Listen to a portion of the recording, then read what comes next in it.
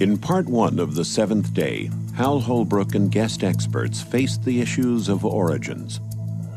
Are we the unplanned and accidental result of evolution through natural selection? Or are we the handiwork of a supreme being? Do we owe our existence to the Aztec or Babylonian gods? Or to some alien creatures from outer space? What is the truth about our origin? When was our universe born? How did the stars find their places? Science can talk about how the universe behaves, how things take place within the universe. It cannot explain why something exists rather than nothing.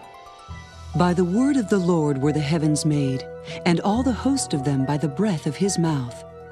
And on the seventh day God ended his work which he had made, and he rested on the seventh day. God creates the entire world in 6 days, and then he rests on the Sabbath. The Sabbath is, though, a creation in and of itself, because what it does is put the rest of the 6 days in perspective. The commandment to observe the Sabbath every seventh day, the longest of all the 10 commandments, was preserved with the other 9 on stone tablets and placed in the Ark of the Covenant. Individuals today are in great need of finding a sanctuary in time, which is what the Sabbath is. Pope John Paul II, in his apostolic letter Dies Domini, suggests that the Sabbath recalls that the universe and history belong to God.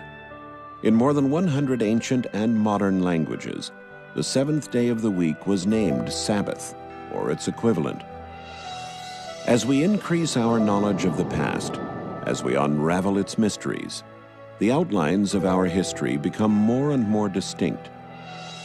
From caves and burial sites, from stony cliffs that were once cities and towns, from the wrecks and ruins of long-lost tribes and nations, there emerge new clues to broaden our understanding of the human story. From the records of extinct civilizations and societies, and from the volumes of ancient literature, archaeologists are continually adding to the picture.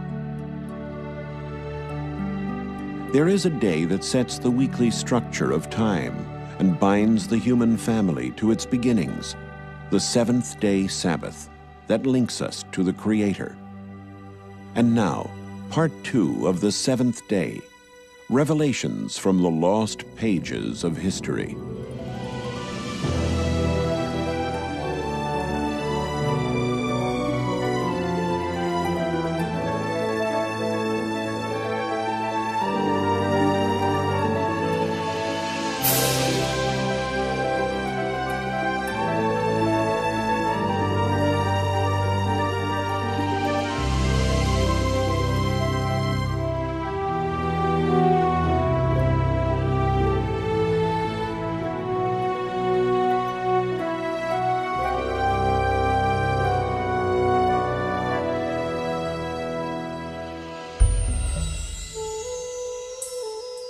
In the time when Jesus Christ walked among the Jews, it was his custom to attend the synagogue to worship and teach on the Sabbath day, and the eyes of the religious leaders were continually upon him.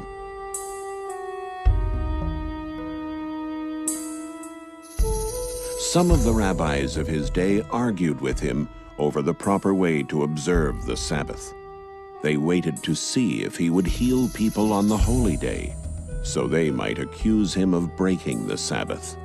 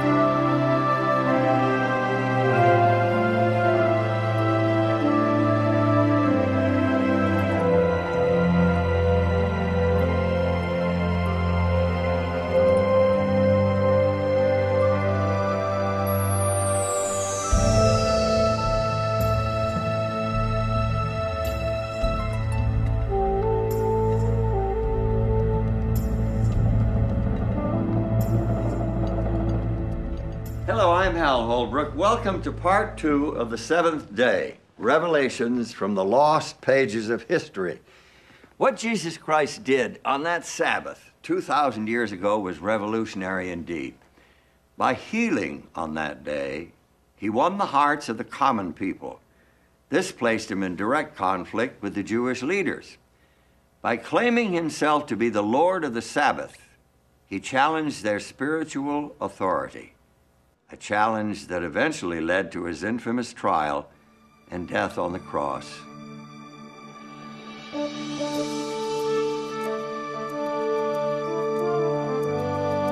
Jesus was born in Bethlehem, an insignificant town in the region of Judea during the reign of Caesar Augustus, the first great Roman emperor.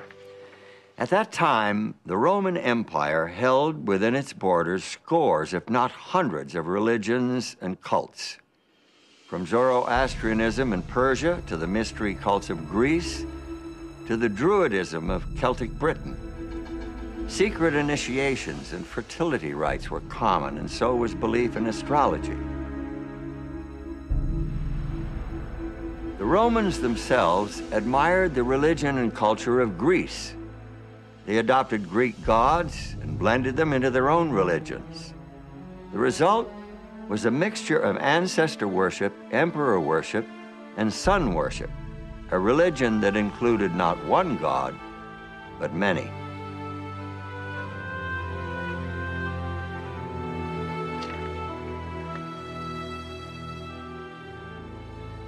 The Jews, on the other hand, worshipped only one god. Though surrounded by the images of Greek and Roman deities, they served a God they couldn't see. They had no icons or images to represent him. They had no initiations or fertility rites. Instead, they had a day that set them apart, a day without equal in any other religion, a 24-hour period devoted completely to their God. The Jews had the Sabbath.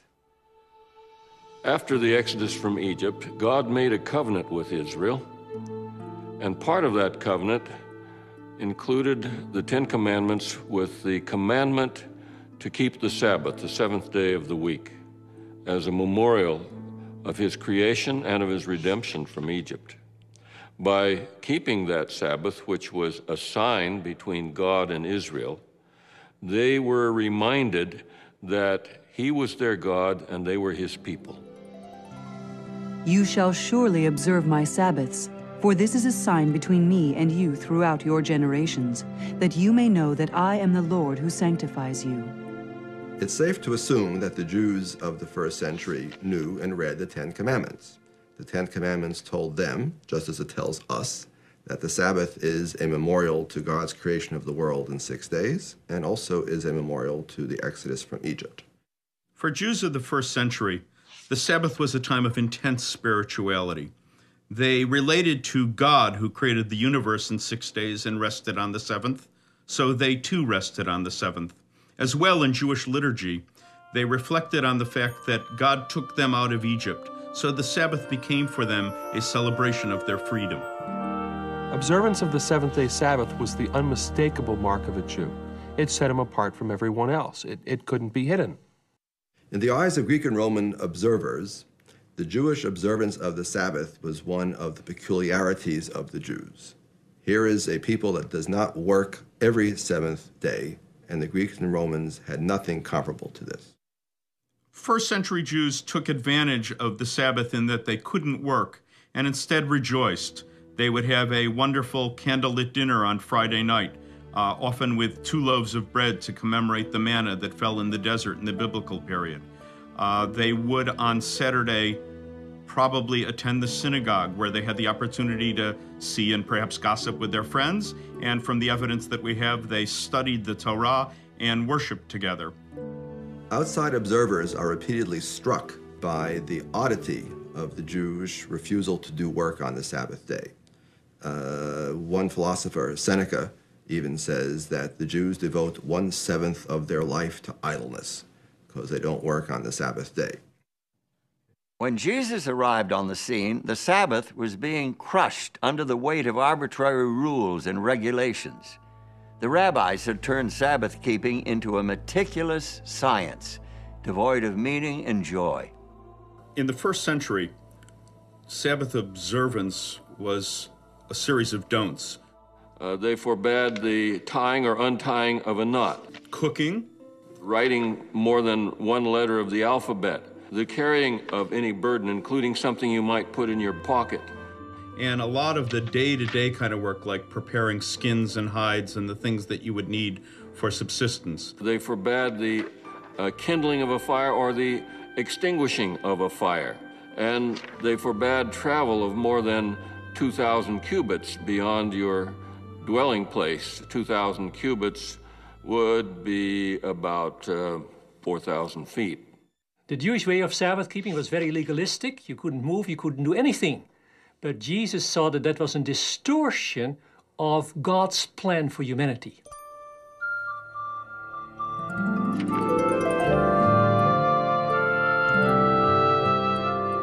By healing the man with the withered hand, Jesus showed the true spirit of the Sabbath. He rejected the rabbis' rules. He kept the Sabbath as taught in the ancient Hebrew scriptures.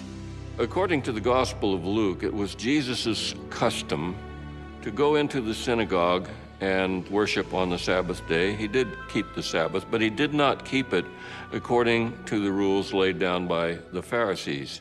In fact, he said the Sabbath was made for man and not man for the Sabbath. Whereas the Pharisees had said that the Sabbath was made only for Israel, and in fact, Israel was made for the Sabbath so that the Lord would have someone on earth to keep the Sabbath. When Jesus declared that the Sabbath was made for man, he was teaching a radical, disturbing concept. No wonder he provoked such strong opposition from the Jewish leaders.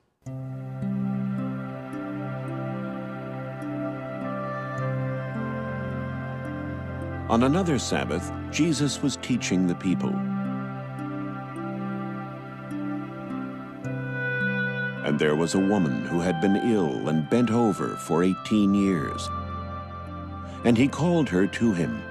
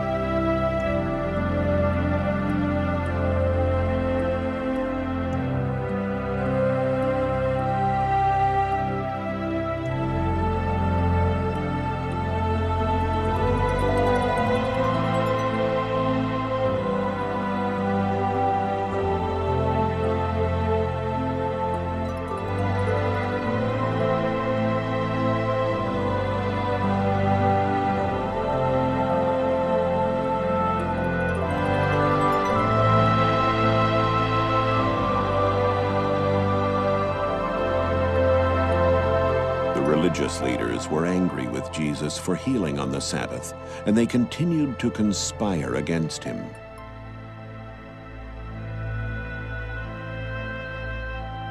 To the religious leaders, this was scandalous behavior, particularly because it broke their mortal danger rule. The mortal danger rule said that there were some things you could do on the Sabbath only in life or death cases. You could save someone whose life was in danger, but you could not heal a chronically ill person on the Sabbath. That would have to wait for another day. But Jesus didn't want to wait another day. He was saying basically, you untie your animal so that your animal can rest on the Sabbath, but you are criticizing me for loosing this woman from her burden so that she can truly keep Sabbath for the first time in many, many years. It was a devastating argument.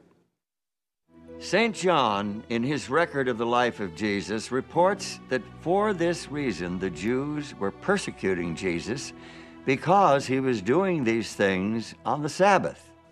They accused Jesus of breaking the Sabbath, and they were afraid that the people would follow Jesus, the nation would become a nation of Sabbath breakers, and this would incur the judgments and the wrath of God, and they would lose their nation.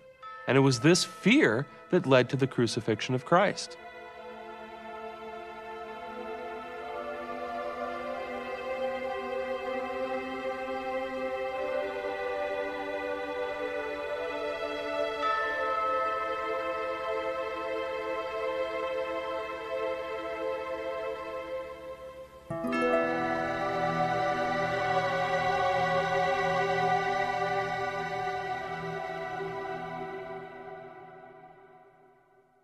Some have suggested that the Sabbath of the Ten Commandments lost its significance with the life and death of Jesus, that somehow he did away with the Sabbath. When he said the Sabbath was made for man and not man for the Sabbath, he could have said the Sabbath was given to Israel and is no longer necessary for people other than Israelites to keep, and maybe not even Israelites. He had all kinds of opportunities to say, the Sabbath isn't important, let's get rid of the Sabbath. But instead, all the controversies that he had with the Pharisees were not about whether the Sabbath should be kept, but how it should be kept. If ever there was a question about how to keep the Sabbath, Jesus gave the answer. The answer was the authority of the sacred scriptures, not following the human laws and traditions. The human had so encrusted the Sabbath, you could hardly see the real thing. Jesus cut through that to the heart of the Sabbath, which is a relationship between a loving creator and people. And so Sabbath, away from the secular activities, could be a day of action, a day of concern for your fellow beings, a day for fellowship, a day to spend more time with God, your family, your neighbors, your friends.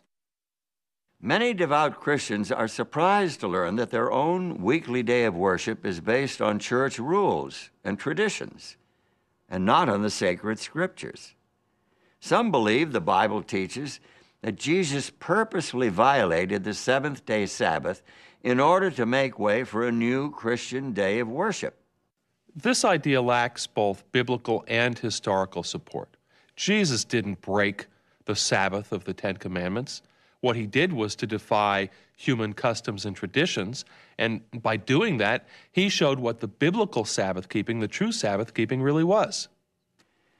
Jesus Christ broke the Sabbath free from the traditions that had made it a rigid formality, and he restored its true purpose as a celebration of man's relationship with his fellow man and with his Creator.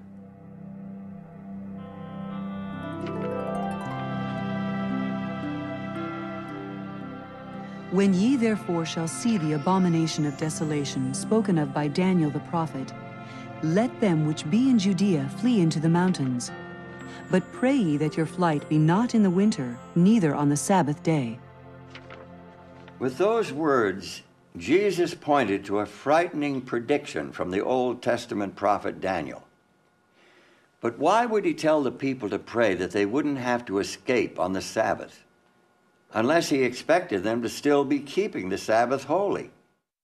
In the Roman Empire in the year 66, Rome was quite unstable. That's called the year of the 4 emperors, and the first 3 did not die of natural causes. So the Jews, an eastern province of the Roman Empire, thought that this was actually a good time to take advantage of Roman instability to press forward for their own freedom from Roman oppression. The Roman general Vespasian marched against the city in an attempt to quell the uprising. Before the job was done, he became emperor in 69 AD. And his son Titus, another future emperor, took over as general of the army. Titus laid siege to the city, and finally in 70 AD, the Roman army broke through the defenses, ravaged the city, and completely destroyed the temple. An early church historian reports that the Christians of Jerusalem remembered the warning of Jesus and escaped before the city fell to the Romans. This story is an obvious intersection of history and prophecy. We know the dates and places, and Jesus predicted and knew when these things would take place, that 40 years after his death and resurrection, his followers would still be keeping the Sabbath. In fact, throughout the New Testament period, and that takes us to the end of the 1st century A.D., Christians continued to observe the seventh-day Sabbath. That's clear from both the biblical and historical records.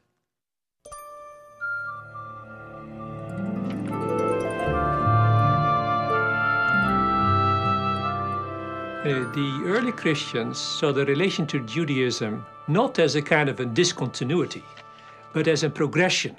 In fact, their religion was the fulfillment of all the hopes and expectations in the Old Testament. Christians did not see themselves as a new religion. They believed that they were Jews. They were the true Israel. They were the children of Abraham. If they were Gentiles, they were the children of Abraham by faith. One thing that Jews and Christians shared was an idea that God acts in history, that he acted at Sinai, at the Exodus, at creation, and the record of those actions is in the Hebrew Scriptures. The belief in the one God, a personal God, a loving creator in relationship with his creatures, this was at the heart of both Jewish and Christian theology. It was also at the heart of the experience of Sabbath keeping for them as a relationship with a loving creator. But for Christians, the life and death of Christ added a new dimension, a new reason for Sabbath keeping. So then, there remains a Sabbath rest for the people of God. With those words, St. Paul showed that Christian faith took the Sabbath to new heights. With the death and resurrection of Jesus, Christians had a new hope, a hope of deliverance from a world of sin. And the Sabbath, originally the memorial of creation, now also commemorated salvation and the spiritual peace that it brings.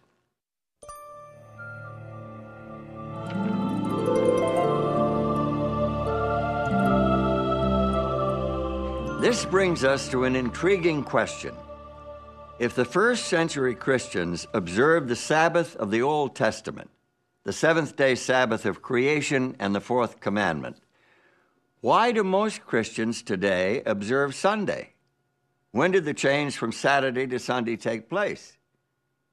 Does the biblical record provide any clue? The first 4 books of the New Testament are among the oldest Christian documents. St. Mark wrote his book first, a report on the life of Christ. That was 55 AD or later. The writings of Saints Matthew and Luke probably date to sometime between the late 60s and AD 80. St. John, the last surviving original disciple of Christ, wrote his book near the end of the 1st century. Despite their late dates, from 30 to 70 years after the death of Christ, these books contain not even the slightest hint that Jesus himself or his disciples considered changing the day of rest and worship from the 7th day of the week to the 1st. It's especially significant that New Testament writers never referred to the 1st day of the week as a Sabbath. To them, the 7th day was the Sabbath. And this is consistent with all of the other evidence that to the end of the 1st century, Christians were worshiping with Jews in the synagogue on the Sabbath. About 95 or 100 AD, a change was made in the synagogue service. The middle part of the service is known as the standing prayer, the Amidah, or the 18 benedictions, consisting of 18 short prayers or blessings of God, Thanksgiving blessings. All 18 are recited on weekdays, on Sabbaths only 7. But at this time, an additional one was added. It's known in Hebrew as the Birkat Hamanim, the blessing concerning the heretics, but it's not really a blessing. May the apostates have no hope. May the dominion of wickedness be speedily uprooted in our day. May the Nazarenes and the heretics quickly perish and not be inscribed together with the righteous. Blessed art thou, the eternal our God, who crushes the wicked. Amen. It smoked out the Christians because anyone could be asked to lead out in the recitation of this. Anybody, or everybody was supposed to say amen at the end of each one. And this made it very uncomfortable, in fact, impossible for Christians to participate in the Pharisee-led synagogue service from that time onward. The evidence of this synagogue prayer helped sharpen our picture of first-century Christians. It's clear that they were keeping the Sabbath right along with their Jewish brothers. So now the Jews were becoming less tolerant of Christians, but Christians themselves were beginning to question the value of their connection to Judaism. In the early church literature, Christians are really desperate to separate from Judaism and to distinguish themselves. As a result, there is the appearance of a great deal of anti-Judaism or anti-Semitism. Some of it is invective, nasty comments about Jews. Some of it is pushing away from what they saw as Old Testament religion. There were practical reasons for the Christians to distance themselves from the Jews. No doubt they were swept up in the current of anti-Jewish sentiment, not surprising given the level of conflict between Jews and the Roman Empire at the time. Although the Jews were scattered throughout the Mediterranean region and beyond, many of them still dreamed of a great Jewish nation and ultimate victory over their enemies. And in North Africa, around 115 AD, these dreams flared into violence. The Jews in the region of Cyrene had put a certain Andreas at their head and were destroying both the Romans and the Greeks. Many they sawed in two from the head downwards. Others they gave to the wild beasts, and still others they forced to fight as gladiators. In all, 220,000 persons perished. In Egypt, too, they perpetrated many similar outrages, and in Cyprus. Dio Cassius. A few years later, in 132, Jewish opposition to imperial authority exploded into another violent revolt. This time, it was in Jerusalem. Our ancient sources give us two reasons for the Bar Kokhba uprising. First, a prohibition by the Roman Emperor Hadrian, a prohibition against circumcision. Jews would no longer be allowed to practice circumcision. Second, the decision by the Emperor Hadrian to rebuild Jerusalem as a pagan city, the city of Aelia Capitolina. Imperial forces finally crushed the rebellion in 135. Hadrian banned Jews from Jerusalem and prohibited Sabbath keeping and other Jewish rites of religion. So there was strong anti-Jewish sentiment throughout the Roman Empire. Jews were the enemy. Christians didn't want to be associated with the Jews and thought of as the enemy. And the easy way to disassociate themselves was to renounce the Sabbath, which was a mark of Jewishness. So where and when did Christians first begin to observe an alternate day of worship? The lost pages of history lead us in a surprising direction.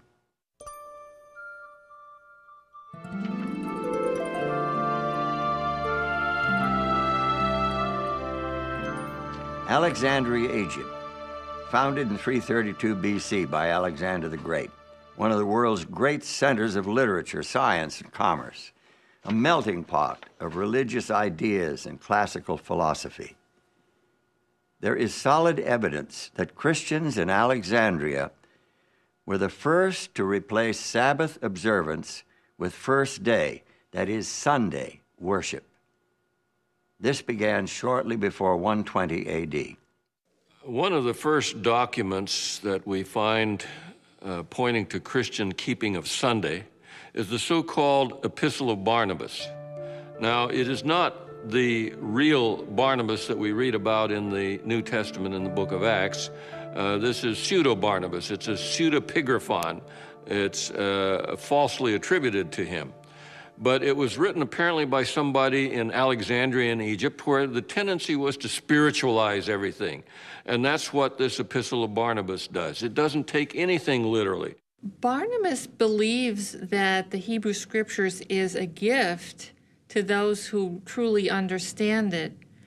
But he thinks the ones who understand it will not take it literally, but will understand it in a metaphorical or spiritual sense. Barnabas claims that he and his followers are observing the 8th day of the week, the day after the Sabbath, obviously Sunday. He condemns Judaism and everything associated with it, including observance of the seventh-day Sabbath. The Barnabas letter is the first evidence of Sunday being promoted as the Christian day of worship. But to find the real heart of the pro-Sunday movement, we have to shift our focus from Alexandria westward to the heart of the Roman Empire. It is in ancient Rome that we find the first description of early Christian Sunday keeping. It comes from Justin Martyr, a convert to the new faith. But Sunday is the day on which we all hold our common assembly, because it is the first day on which God, having wrought a change in the darkness and matter, made the world. And Jesus Christ, our Savior, on the same day, rose from the dead. Early Christian Sunday keepers needed a theological justification for keeping the first day of the week, and they found it in linking the first day to the first day of creation. In doing that, they were denying the authority of Christ, who declared himself to be Lord of the Sabbath, the seventh day of creation week.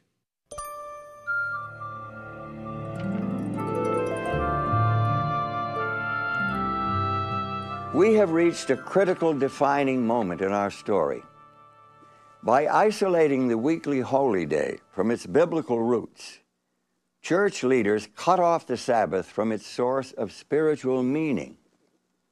It would become a hollow formality, a political hot potato, a test of authority, and a pawn in a centuries-long power struggle. Sunday was an attractive replacement for Sabbath because Sunday was beginning to draw to itself a certain amount of aura because of new developments in the pagan religion that made Sunday the day of worshiping the sun and thinking of the sun.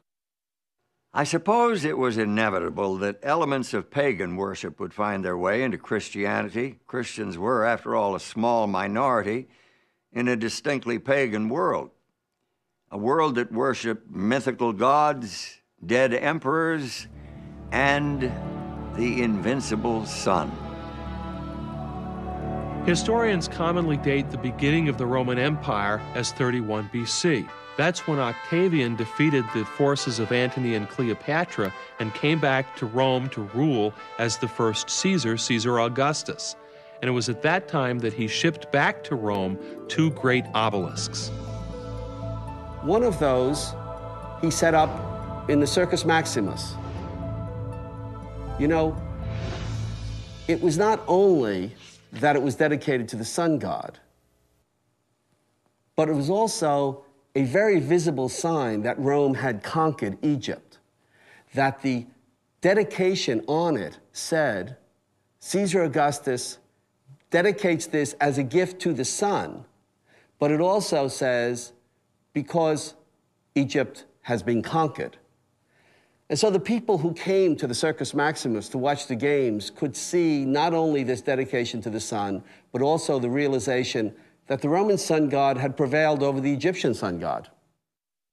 Reports from the mid-1st century provide additional evidence of the popularity of sun worship.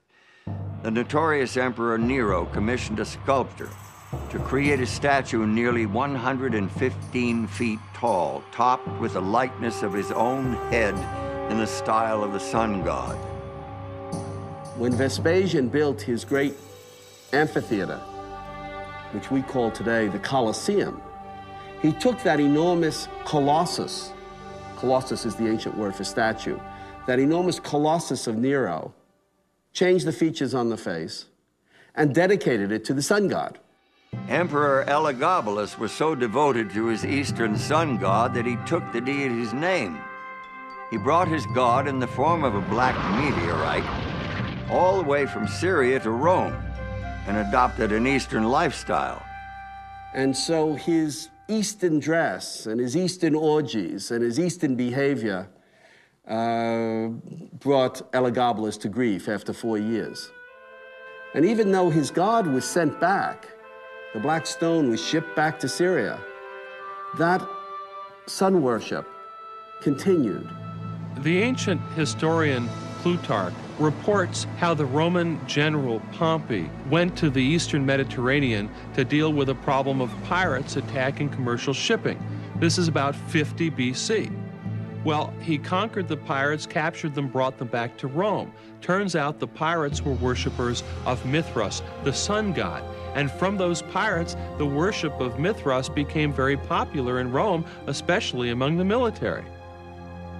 I think that Roman military men would find Mithras a particularly attractive divinity. He was a warrior himself, fighting for the forces of good. It was a hierarchical religion, and one could progress from grade to grade. There were 7 grades of Mithraism, much like in an army.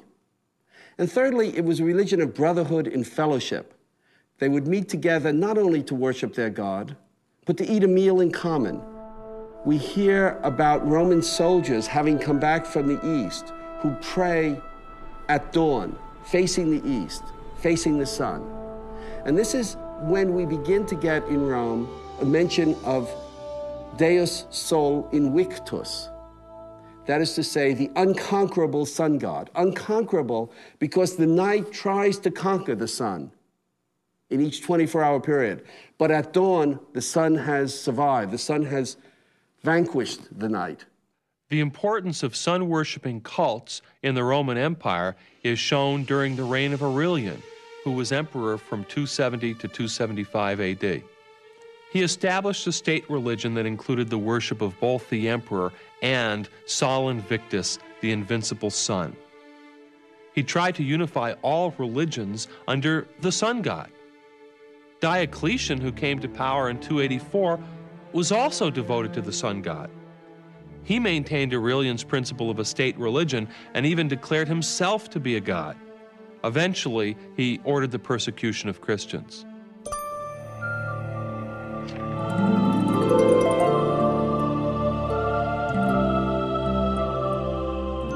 To some Christian leaders, it made sense to take advantage of the popularity of Sunday, especially since Sunday observance would make Christianity more attractive to the pagans, who already worshiped the sun on that day.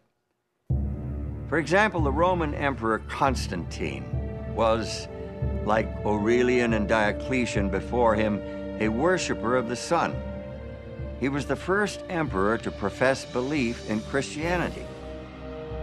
It was during a crusade against his rivals that he was supposedly converted to Christianity. Sympathetic biographers claim that before a climactic battle near Rome, Constantine saw a vision of a flaming cross in the sky.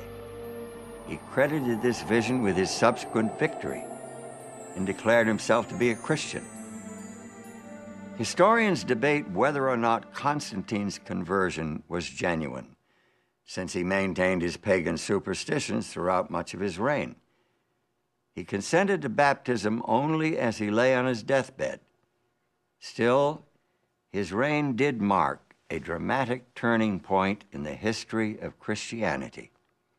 In 313, with the agreement of his co-emperor Licinius, he effectively legalized the Christian religion. The reign of Constantine the Great forms one of the epochs in the history of the world. It is the era of the dissolution of the Roman Empire, the commencement, or rather consolidation, of a kind of Eastern despotism with a new capital, a new constitution, and finally, a new religion. Was Constantine converted to Christianity, or was it the other way around? Who knows? But what's important to us today is that what emerged was a different kind of church, a different kind of state. In fact, the two were so blended together, it was hard to see where one ended and the other began. It seems that Constantine's personal religion was a mixture of Mithraic sun worship and Christianity.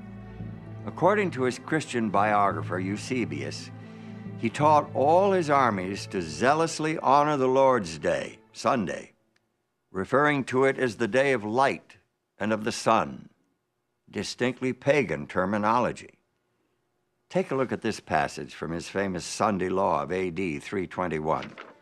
On the venerable day of the sun, Let the magistrates and people residing in cities rest, and let all workshops be closed. In the country, however, persons engaged in agriculture may freely and lawfully continue their pursuits. The first law requiring people to celebrate on Sunday and rest on Sunday was a law promulgated by the Emperor Constantine in the year 321. And he does it without any reference to Christian theology or Christian ideas. He says to abstain from labor on the venerable day of the sun, which is an allusion to the fact that sun was becoming more and more the object of worship. So the first Sunday law requiring people to keep Sunday had no Christian flavor at all. Although Constantine promoted Christianity and built many, many Christian churches, he closed very few pagan temples. And we have a Roman calendar from the year 354. That's about 17 years after the death of Constantine, which has 4 separate festivals each year to the sun god. It shows that the sun god survived not only Constantine, but into the reigns of his immediate successors.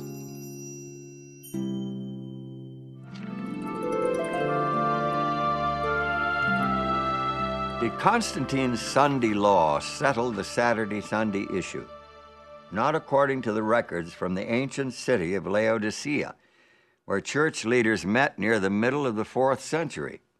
The church council at Laodicea dealt specifically with the issue of what scriptures, if any, should be read at Sabbath services. The Gospels are to be read on the Sabbath, that is, Saturday, with the other scriptures. The fact that the council addressed this issue is irrefutable proof that Christian church members were still attending worship services on the seventh-day Sabbath. Remember, this is more than 300 years after Christ. But there's more.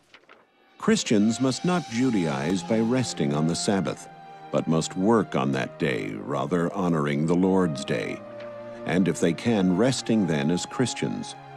But if any shall be found to be Judaizers, let them be anathema from Christ. What did the council mean by Judaizers? Judaizers were those Christians who did not work on Sabbath, like the Jews. Church leaders wanted everyone to work on Sabbath and to refrain from work on the first day of the week, which they now called the Lord's Day. And this was consistent with the Sunday law enacted by the Emperor Constantine.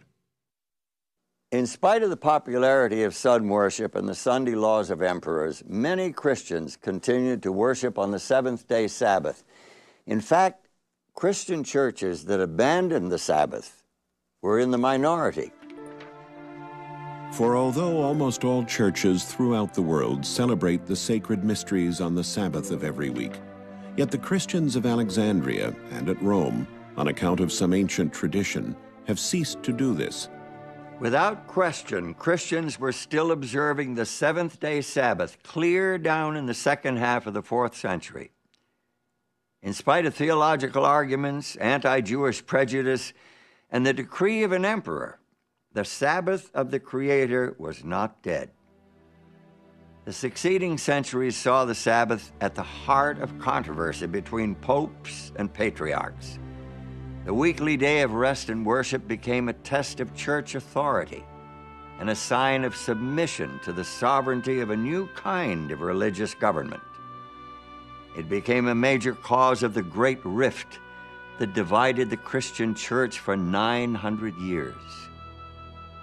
More about that when we return with part 3 of the seventh day.